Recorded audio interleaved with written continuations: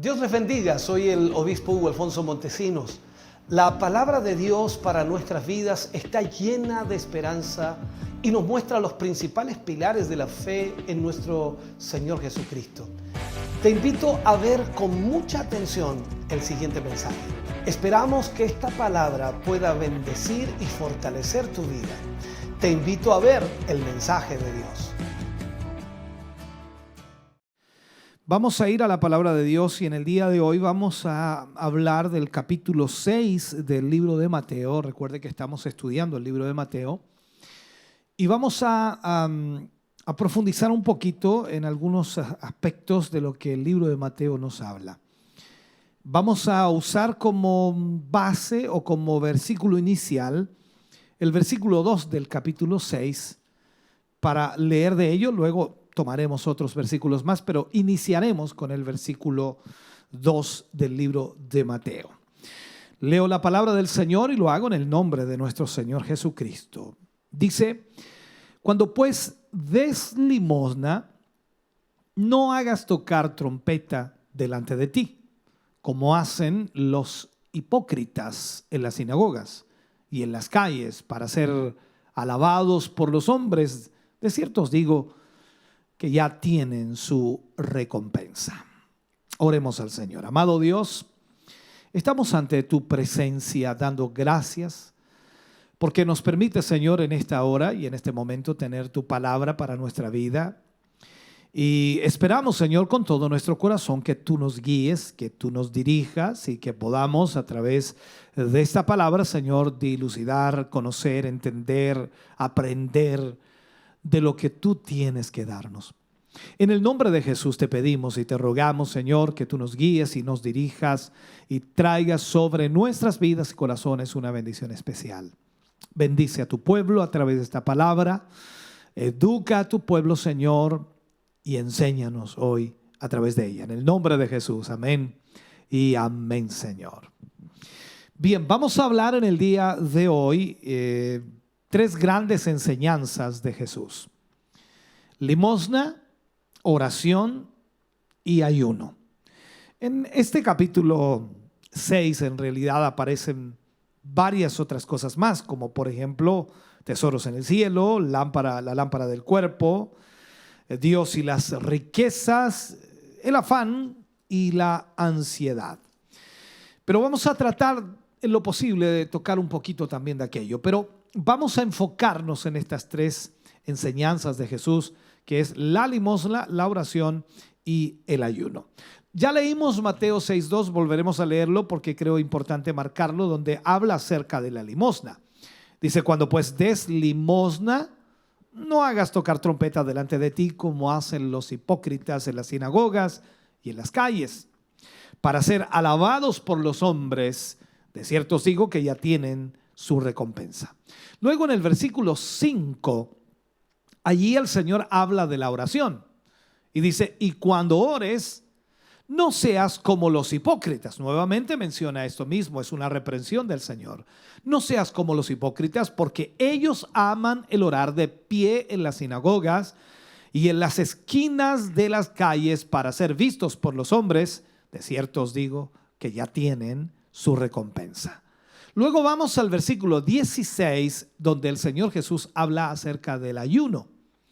Y dice: cuando ayunéis, nuevamente, no seas austeros como los hipócritas, porque ellos demudan sus rostros para mostrar a los hombres que ayunan. De cierto os digo que ya tienen su recompensa. Entonces se inicia esta nueva sección en el Sermón del Monte. Recuerde que estamos comenzando en el Sermón del Monte. Iniciamos en el capítulo 5, pasa por el capítulo 6 y termina en el capítulo 7. Por lo tanto, estamos iniciando esta nueva sección del Sermón del Monte, donde Jesús señala la importancia de hacer las cosas correctas bajo la motivación correcta. Para los judíos existían tres prácticas religiosas sumamente importantes que podían asociar a una vida justa. O sea, la persona que se consideraba justa constantemente ponía estas tres cosas. la limosna, la oración y el ayuno. Y nuestro Señor Jesucristo en esta ocasión no se opone ni a la limosna, ni a la oración, ni al ayuno. Pero entendamos, por favor, critica al Señor Jesús las razones, o mejor dicho, las motivaciones que ellos tenían, que los líderes religiosos tenían al practicar estas tres situaciones o tres prácticas que ellos tenían. Entonces, los temas que vamos de alguna manera a desarrollar, Jesús en este capítulo los habla muy claramente y están relacionados con la vida práctica de los justos, por lo que compara las prácticas de los judíos religiosos versus lo que el Padre Celestial verdaderamente aprueba. O sea, el Señor Jesús lo que trata de hacer es que aquí nosotros podamos ver lo que los religiosos hacían y lo que el Señor realmente quiere que nosotros hagamos. Veamos primero el motivo y el método para dar. De acuerdo a Mateo capítulo 6, versículo 1 y 2, leo primero este versículo 1, dice: cuidad de no practicar vuestra justicia delante de los hombres para ser vistos por los hombres. Miren lo que dice: para ser vistos por ellos. De otra manera, no tendréis recompensa de vuestro Padre que está en los cielos. El versículo 2 dice: por eso, cuando des limosna, no toques trompeta delante de ti, como hacen los hipócritas en las sinagogas y en las calles para ser alabados por los hombres. En verdad os digo que ya han recibido su recompensa. Cuando los fariseos querían entregar algo a los pobres, acostumbraban a situarse en la esquina de una calle o de un barrio, vamos a ponerlo así, y trataban de que el lugar fuera bien concurrido, y de esa manera entonces hacían sonar una trompeta. Aunque el propósito en sí era reunir a los necesitados para recibir los regalos o lo que ellos traían para ellos, al mismo tiempo daban a otros una buena oportunidad de ser testigos de sus buenas obras. Por eso el Señor Jesús habla de esto. Quizás usted vea en esto alguna similitud con la forma en que algunos cristianos actúan en el día de hoy. Ellos, cuando van a dar algo a la calle, a alguien, sacan su celular, una selfie, ¿no?, con los que están recibiendo o con el que está recibiendo lo que ellos llevan. A eso se refiere el Señor. El Señor dijo que cuando los fariseos obraban de esta manera, ya tenían su recompensa. ¿Y cuál era esta? Bueno, pensemos en lo que ellos buscaban. Jesús dijo que ellos lo hacían para recibir los honores de los demás. Por lo tanto, eso sería su recompensa. Al sonar la trompeta, toda la gente que necesitaba acudía a presenciar también o miraban lo que ellos hacían, su generosidad, y precisamente esa era su recompensa. O sea, no tan solo iban los que estaban necesitados, sino también iban los observadores, los que iban a mirar, que por supuesto iban a darle regalos a alguien. Sus limosnas no eran un asunto privado entre ellos y Dios, y eso era lamentable. Cabe preguntar lo siguiente entonces ante esta realidad: ¿por qué motivo damos hoy nosotros? ¿Cuál es el motivo que nos lleva a dar? De acuerdo a la palabra del Señor en el capítulo 6, versículo 3 y 4, leamos esto. Dice: pero tú, cuando des limosna, que no sepa tu mano izquierda lo que hace tu derecha, para que tu limosna sea en secreto, y tu Padre, que ve en lo secreto, te recompensará. El versículo 4 dice, o en este caso está junto allí, ¿no?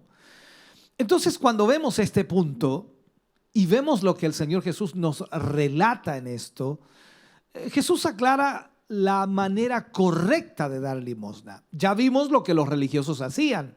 Ellos hacían sonar trompeta para que no tan solo los que necesitaban o a los que ellos le iban a dar estuvieran allí presentes, sino también a otros para que vinieran a ver cuán generosos eran ellos. Entonces el Señor dice, eso está mal, y pone la forma correcta a través de esto. Entonces debe ser una limosna en secreto, o sea, que no sepa tu mano izquierda lo que hace tu derecha, para que tu limosna sea en secreto, y tu Padre que ve en lo secreto te recompensará. El dar limosna no tiene que ser por motivos egoístas de recibir prestigio. Tampoco tiene que practicarse como un deber, sino que tiene que emanar de un corazón generoso, que ama la misericordia y más aún, cuyo único fin es ayudar verdaderamente al necesitado. Nuestro mayor ejemplo es nuestro Señor Jesucristo. Él mismo se dio para que nosotros tuviéramos salvación. Por amor a cada uno de nosotros lo hizo.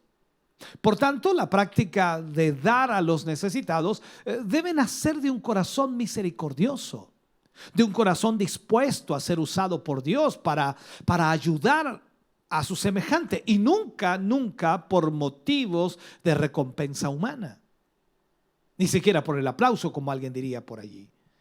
Sin embargo, nuestro Señor asegura que los que actúan de esta manera en privado, recibirán la recompensa de Dios en público. O sea, si usted hace la voluntad de Dios y lo hace de acuerdo a lo que Dios establece, entonces Dios le recompensará. Veamos ahora las señales de la oración genuina. La oración era considerada como otra práctica digna de los justos y muy practicada entre los judíos, a tal punto que ellos llegaron a crear diferentes tipos de oraciones para todo tipo de evento, como por ejemplo oraciones antes y después de comer. Cuando veían la luna nueva, ellos también oraban. Cuando llovía, también oraban. Al salir de la casa o al entrar en la ciudad, oraban. O sea, tenían varias oraciones de varios tipos y ellos siempre las usaban. Si bien es cierto, todos estos tipos de oraciones tenían como objetivo crear en el judío la admiración, la gratitud hacia Dios por sus infinitas misericordias. Lamentablemente ellos llegaron a convertirse estas oraciones en vanas repeticiones, lo cual el Señor condena realmente. La oración en el pueblo judío era tan importante que ellos tenían 3 oraciones al día o 3 horas del día para orar sin importar dónde estuvieran. Ellos oraban 3 veces al día y eran horas específicas. Por ejemplo, las horas eran, por ejemplo, comenzando a la hora tercera, que era a las 9 de la mañana, la hora sexta, que era a las 12 del día, y la hora novena, que era por supuesto a las 3 de la tarde. El salmista David en el Salmo 55, versículo 17, habla y dice: tarde y mañana y a mediodía oraré y clamaré, y él oirá mi voz. Tenemos también el caso de Daniel, que oraba 3 veces al día. Y lo leemos en el libro de Daniel, capítulo 6, versículo 10, cuando Daniel, por supuesto, dice, habla el libro aquí acerca de Daniel. Cuando Daniel supo que el edicto había sido firmado, entró, dice, en su casa, y abiertas las ventanas de su cámara que daban hacia Jerusalén, se arrodillaba 3 veces al día y oraba y daba gracias delante de su Dios, como lo solía hacer antes. Los discípulos de nuestro Señor Jesucristo continuaron también la costumbre después de Pentecostés. Recordemos en Hechos capítulo 3, versículo 1, leemos allí: Pedro y Juan subían juntos al templo a la hora novena ¿Cuál era la hora novena? ¿Se acuerda usted cuál era la hora novena? A las 3 de la tarde. Subían al templo a la hora novena, la de la oración. Los judíos tenían la costumbre de alargar también sus oraciones, creyendo que por ser más largas y más elocuentes, Dios las escucharía. En Mateo capítulo 6, versículo 5, dice: y cuando oréis, no seáis como los hipócritas, porque a ellos les gusta, dice, ponerse en pie y orar en las sinagogas y en las esquinas de las calles para ser vistos por los hombres. En verdad os digo que ya han recibido su recompensa. El Señor utilizó un lenguaje fuerte aquí, y yo creo que sí, fue fuerte, porque los llamó hipócritas. No a todos, sino que a los que oraban de esa manera. Oraban para ser vistos por los demás y lógicamente lo conseguían que los vieran. Pero sus oraciones no llegaban más allá de los techos. En Mateo capítulo 6, versículo 6, dice: pero tú, cuando ores, aquí es donde vemos lo que el Señor quiere que hagamos, no lo que hacían los religiosos, sino lo que quiere que hagamos. Pero tú, cuando ores, entra en tu aposento y cuando hayas cerrado la puerta, ora a tu Padre que está en secreto, y tu Padre que ve en lo secreto te recompensará. En estos versículos, Jesús no está condenando en sí el realizar una oración pública, sino más bien la intención por lo cual se hacía: el ser visto por los hombres. La verdadera oración tiene que nacer de un corazón necesitado que busca tener un momento de comunión y comunicación con Dios. De allí debe nacer. Lo vemos en el libro de Mateo capítulo 6 versículos 7 y 8, y nos habla allí la palabra: y al orar no uséis repeticiones sin sentido, o vanas repeticiones, como dice la otra versión, como los gentiles, porque ellos se imaginan, creen que serán oídos por su palabrería. Por tanto, no os hagáis semejantes a ellos, porque vuestro Padre sabe lo que necesitáis antes que vosotros lo pidáis. La oración debe caracterizarse por una sencillez y por su sinceridad. La sinceridad aparece allí en Mateo 6, versículo 6. Nos habla de entrar en el cuarto, cerrar la puerta. Y esa oración entonces es un asunto que concierne únicamente a ti y a Dios y a nadie más.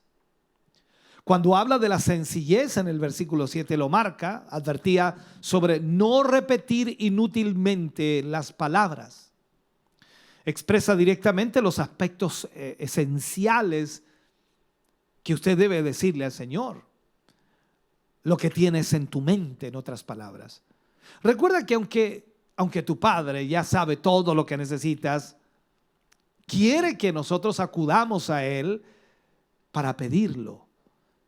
Él sabe lo que necesitamos, pero quiere que nosotros lo pidamos.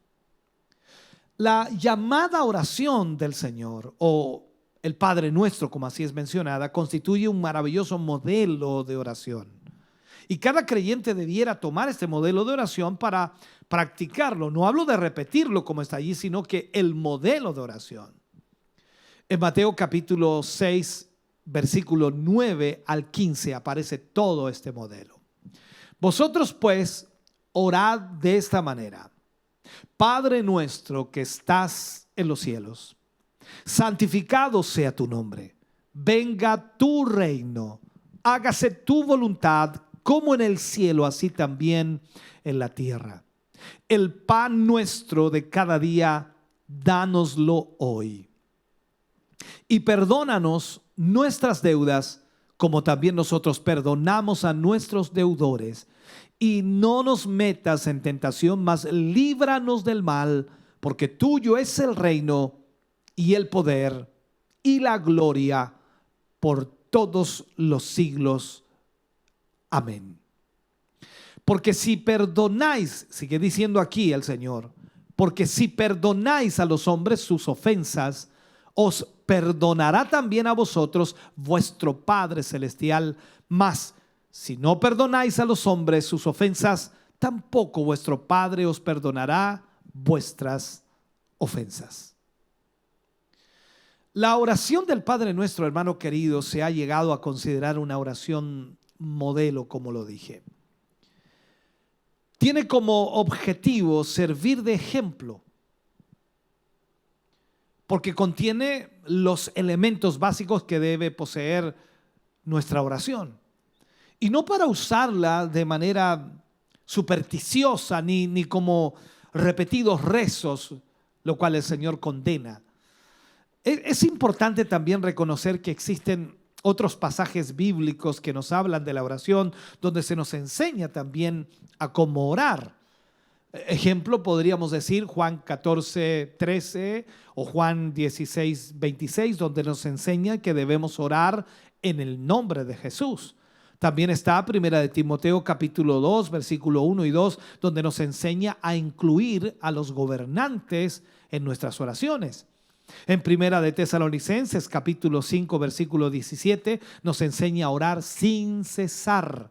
En Santiago capítulo 1 versículo 5 y también en el capítulo 5 versículo 16 nos enseña a pedir sabiduría, confesar nuestras ofensas y orar los unos por los otros. Esos son ejemplos simplemente que estoy colocando en esta hora.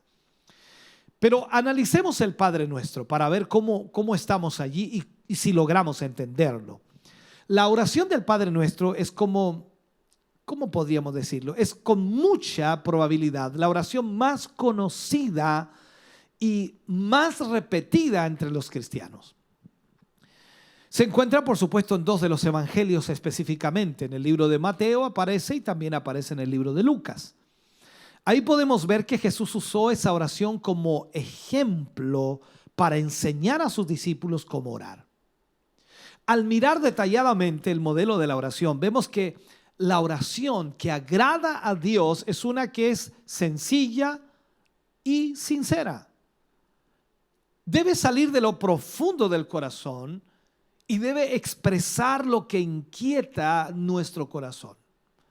Si hay algo que está inquietando nuestro corazón, entonces allí debe salir, en esa oración. Al orar debemos reconocer el poder, la grandeza de Dios y también la necesidad que tenemos de Él. Y de que de alguna manera Dios pueda intervenir también en nuestra vida para ayudarnos. ¿Cómo comienza? Dice: Padre nuestro que estás en el cielo, santificado sea tu nombre. La oración del Padre nuestro comienza reconociendo que hablamos con Dios, nuestro Padre. Somos parte de la gran familia y como somos hijos, entonces podemos hablar directamente con Él sin necesidad de intermediarios. Nuestro Padre amado siempre nos escucha y podemos acercarnos, por supuesto, a Él con toda confianza en cualquier momento. En cualquier momento.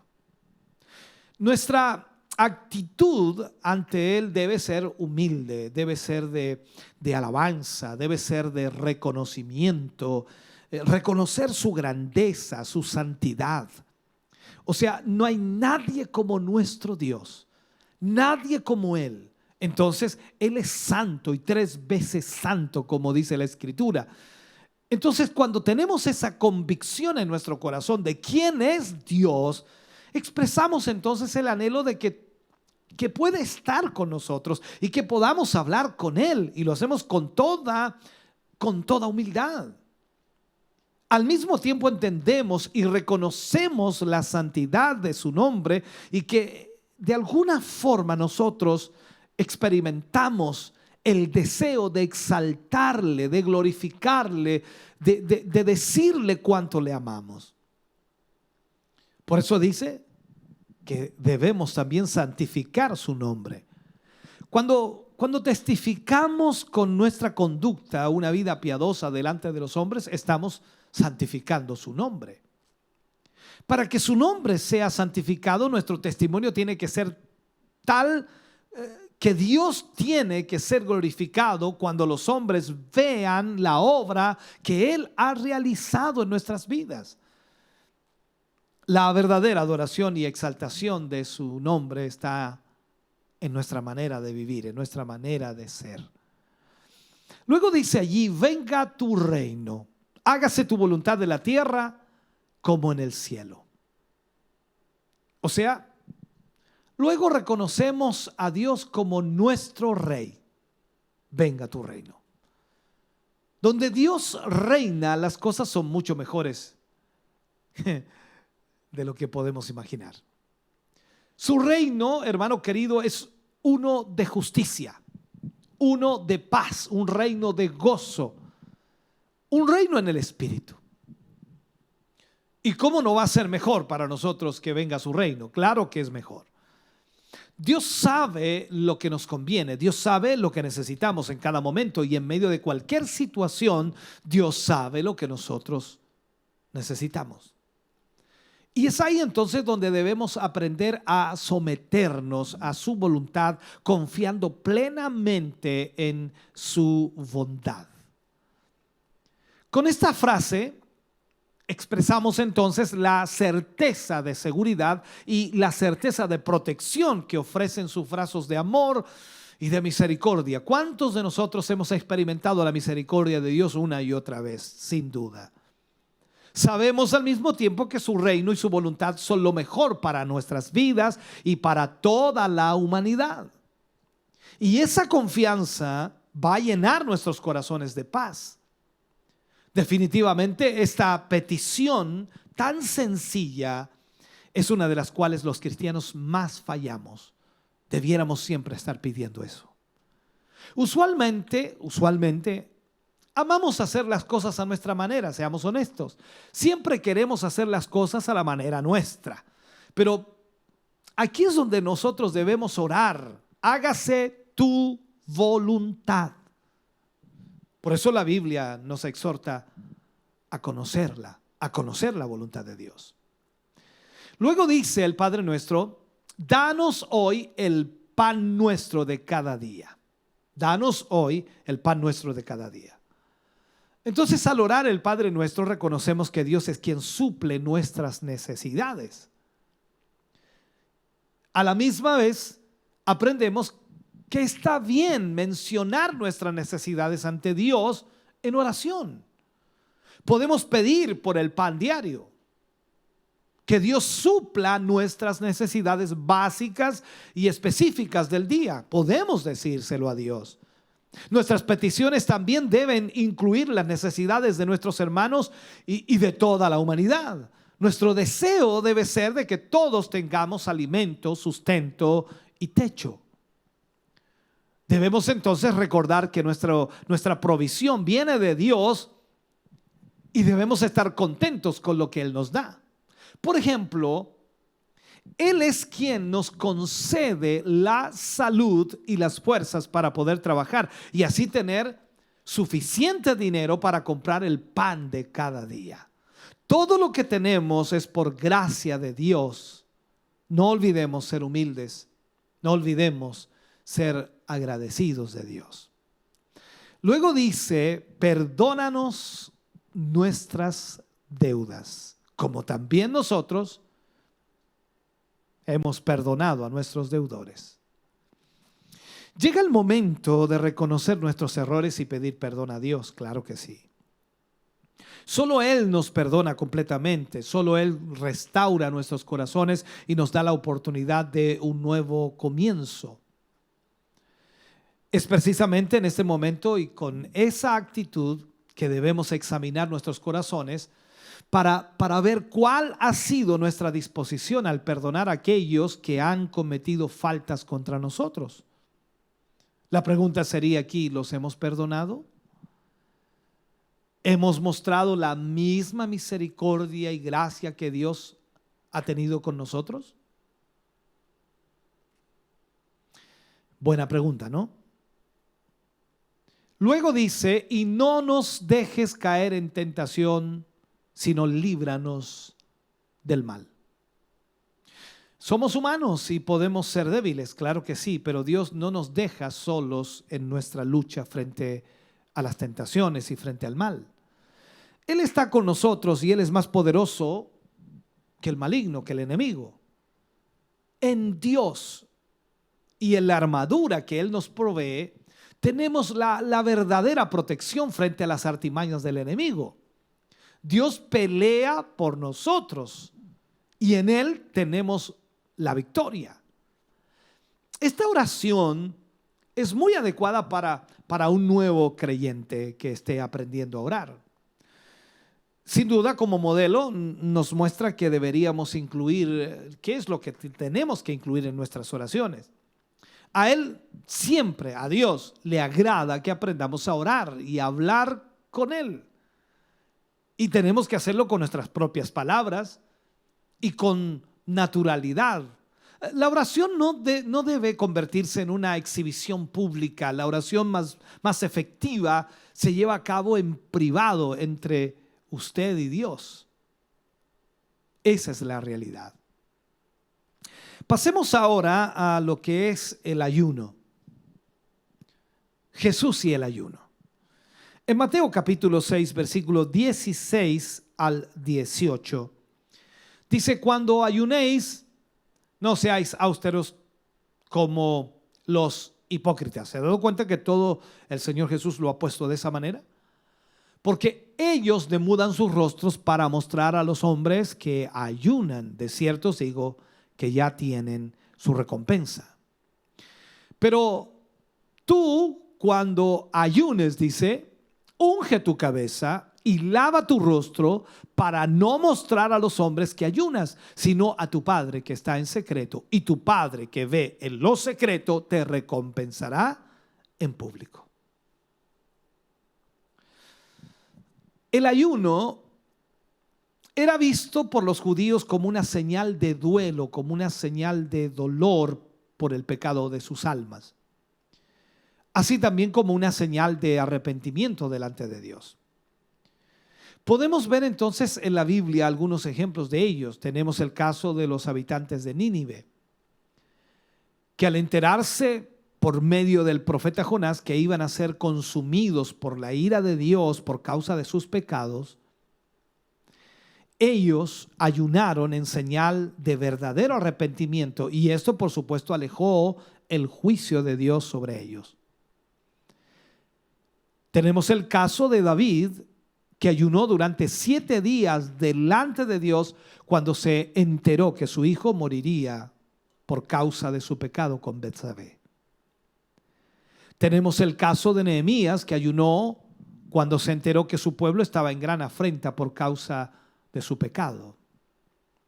Tenemos el caso de Daniel, que ayunó para pedir misericordia cuando Israel estaba en cautiverio por causa de sus transgresiones. Tenemos el caso de Esther, que convocó ayuno a los judíos por 3 días para que su misión delante del rey Asuero tuviera éxito y así detener la amenaza de exterminio que Amán había declarado contra su raza. Y podemos ver otros muchos más. En la mayoría de los casos, el ayuno va acompañado de un tiempo de oración y se hace con el propósito de humillarse delante de Dios para que nuestros pecados, al pedir perdón, por supuesto, para que al confesar nuestros pecados y pedir el respaldo divino, podamos tener respuesta de Dios. La manera incorrecta de ayunar. ¿Cuál es el problema aquí? Lo miramos y Jesús lo plantea y lo leíamos allí en esos versículos.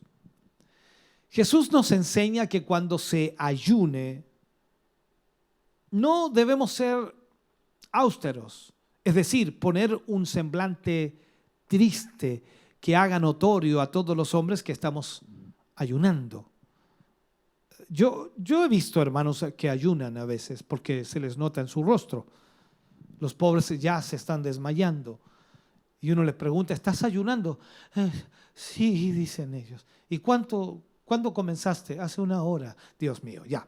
Los fariseos son acusados aquí de hipócritas por la hipocresía, ya que ellos amaban que las personas los adularan por su aparente piedad y demudaban sus rostros de tal manera que todos se daban cuenta que estaban ayunando porque estaban afligiendo su alma y de alguna manera estaban mostrando a través de su rostro que ayunaban.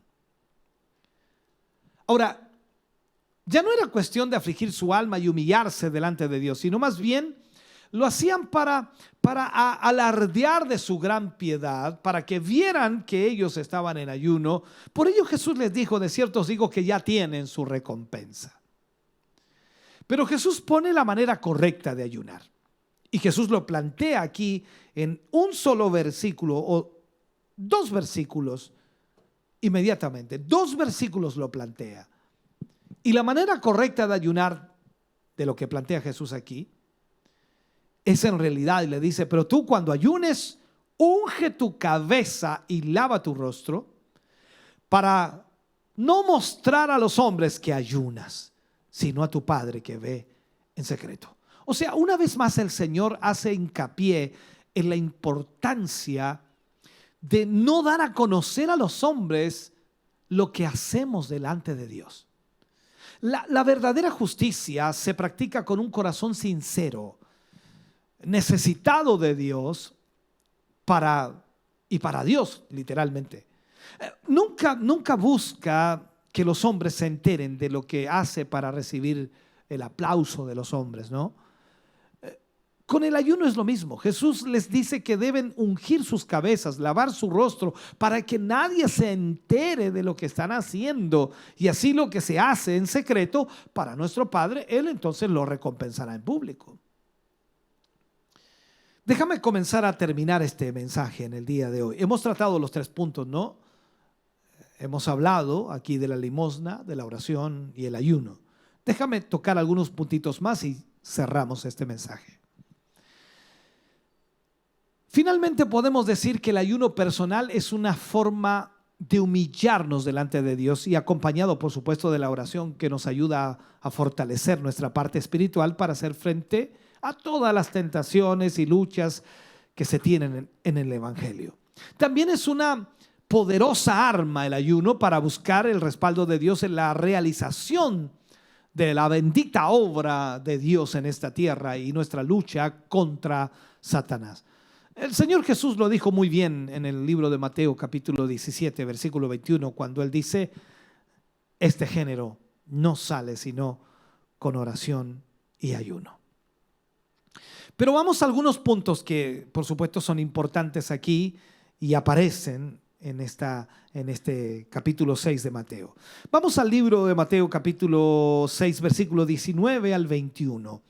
Mire lo que dice aquí: no os acumuléis tesoros en la tierra, donde la polilla y el hollín, dice otra versión, corrompen, destruyen, y donde ladrones minan y hurtan, sino acumulaos tesoros en el cielo, donde ni la polilla ni el hollín destruyen o corrompen, y donde ladrones no minan ni hurtan, porque donde está tu tesoro, allí estará también tu corazón. El ganar dinero, hermano querido, y el significado de las verdaderas riquezas es lo que vamos a ver aquí. Trataremos este punto.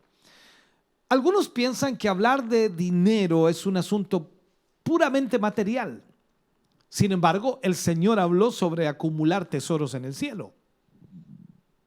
Cuando utilizamos el dinero para la propagación del Evangelio, para la palabra de Dios, para que ésta alcance a todos, al mundo entero, es como si a ver cómo llamarlo así, como si ese dinero se convirtiese en moneda de curso legal en los cielos.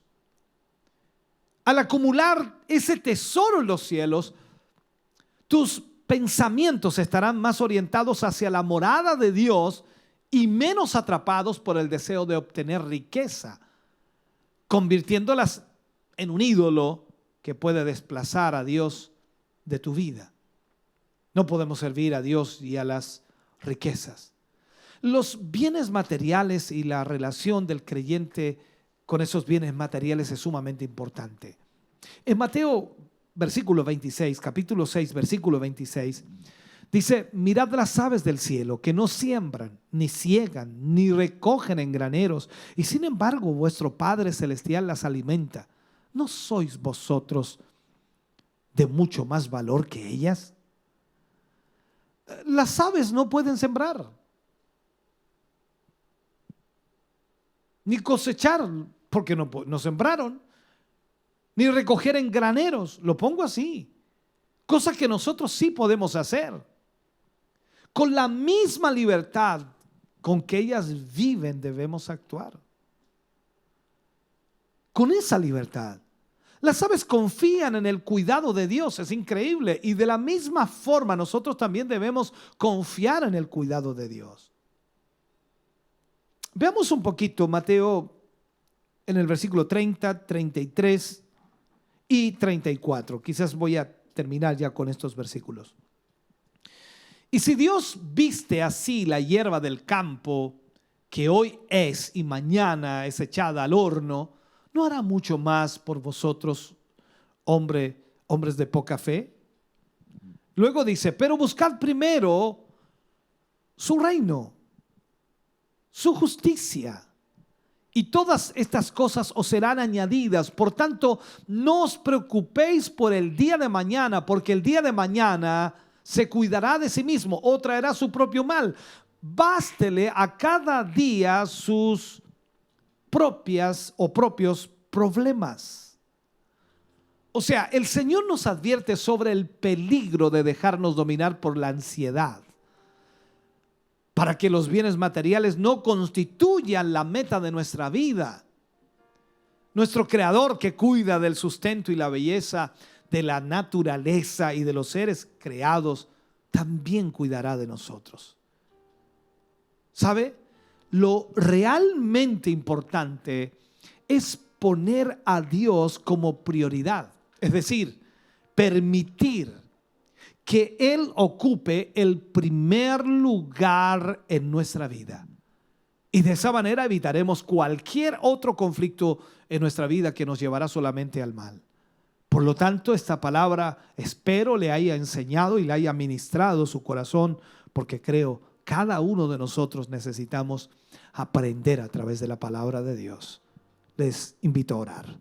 Padre, en el nombre de Jesús, vamos ante su presencia en esta noche, agradeciendo esta su palabra, Señor, agradeciendo que usted nos haya hablado, agradeciendo que haya ministrado nuestro corazón hoy.